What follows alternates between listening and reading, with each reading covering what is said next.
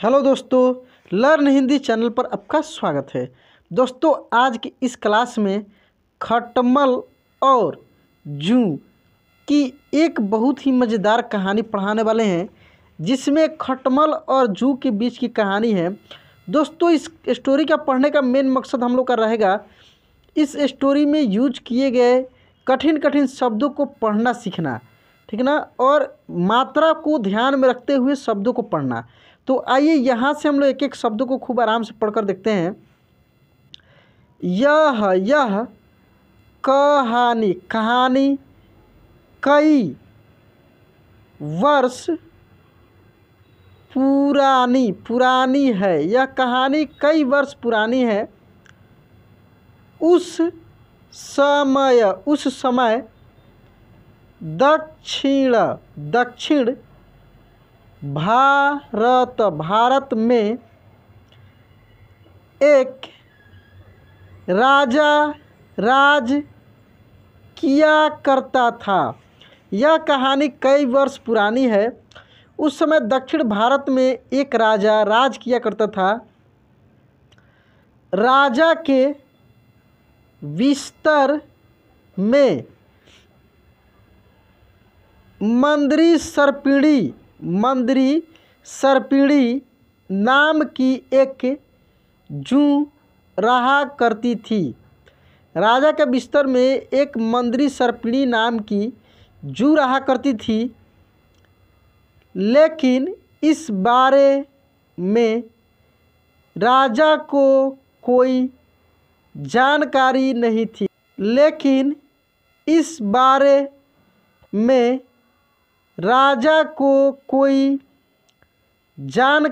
नहीं थी।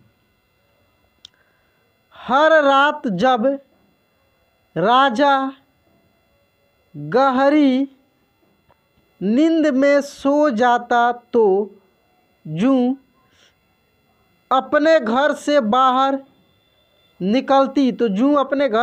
निकलती। बड़े चाव से पेट भरकर राजा का खून चूसती और दोबारा जाकर छिप जाती। मंदरी सर्पिणी नाम था उस जूं का। जूं क्या होता है दोस्तों?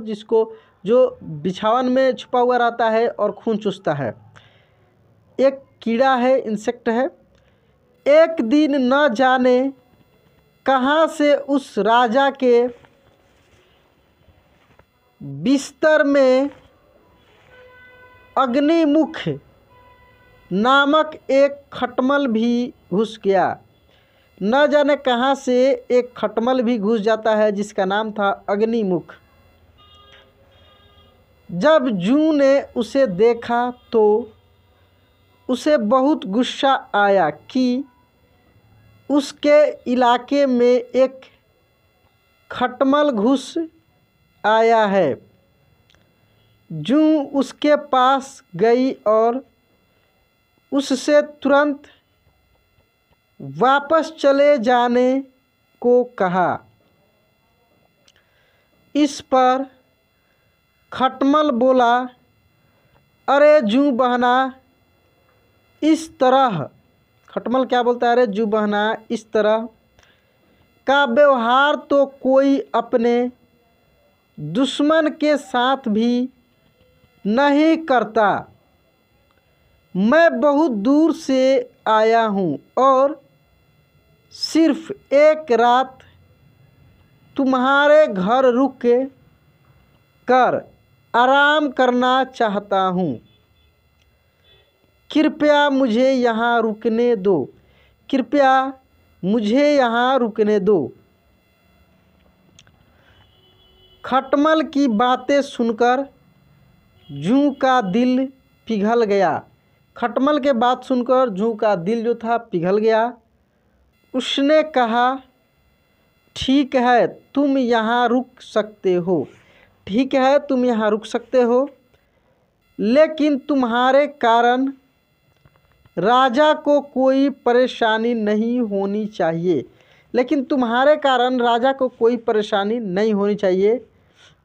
तुम राजा के आसपास भी नहीं जाओगे। तुम राजा के आसपास भी नहीं जाओगे। जूँ बहन मैं बहुत दूर से आया हूँ और बहुत भूखा हूँ। वैसे भी हर रोज़ कहाँ राजा का मीठा खून पीने का मौका मिलता है। कृपया मुझे आज रात राजा के खून का स्वाद चखने का मौका दे दो। मुझे आज रात राजा के खून का स्वाद चखने का मौका दे दो। खटमल बोला जूँ से। खटमल ने विनती करते हुए कहा। जूँ खटमल की बातों में आ गई और उसने उसे राजा का खून चूसने की इजाज़त दे दी। ठीक है, तुम राजा के खून का भोजन कर सकते हो, लेकिन उससे पहले तुम्हें राजा के गहरी नींद में सो जाने का इंतज़ार करना होगा। तुम्हें राजा को गहरी नींद में सो जाने का इंतज़ार करना होगा। जब तक राजा पूरी तरह सो नहीं जाता तब तक तुम उसे नहीं काट सकते। जूँ ने कहा। इस पर खटमल ने हाँ कर दिया और दोनों रात होने का इंतज़ार करने लगे। रात होते ही राजा अपने कमरे में आया और सोने की तैयारी करने लगा। राजा का शरीर बहुत तंदुरुस्त था और उसकी तोंद बहुत मोटी थी। यह देखकर खटमल के मुंह में पानी आ गया। जैसे ही राजा बिस्तर पर आकर लेटा, खटमल ने खटमल देखिए बहुत लालच में आ गया। न आओ देखा न ताव, और सीधे जाकर राजा की मोटी तोंद पर जोर से काट लिया और फिर दौड़कर पलंग के नीचे छिप गया।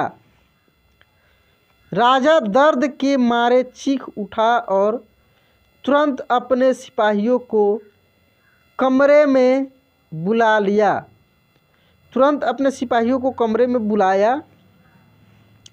राजा ने सिपाहियों को आदेश दिया, सिपाहियों, इस बिस्तर में ज़रूर कोई खटमल या जूँ है। उसे तुरंत ढूंढो और मार डालो। राजा के सिपाहियों ने बिस्तर पर ढूंढना शुरू किया तो उन्हें बिस्तर में छिपी जूँ मिल गई। उन्होंने तुरंत उस जूँ को मार डाला और खटमल बच निकला। जूँ को मार दिया लेकिन खटमल बच निकला। इस प्रकार खटमल की गलती के कारण बेचारी जूँ मारी गई। खटमल के गलती के कारण जो है जूँ मारी गई। इस कहानी से सीख क्या मिलती है दोस्तों? इस कहानी से हमें यह सीख मिलती है कि हमें आंखें बंद करके किसी अजनबी पर भरोसा नहीं करना चाहिए। दोस्तों यह स्टोरी कैसा लगा प्लीज़ कमेंट बॉक्स में लिखकर बताइएगा। और यदि आपने इस चैनल को सब्सक्राइब नहीं किया है प्लीज़ सब्सक्राइब कर लीजिए, बेल आइकन दबा के ऑल पर क्लिक कर लीजिएगा। चलिए दोस्तों आज क्लास यहीं पे एंड करते हैं, मिलते हैं अगले क्लास में। जय हिंद।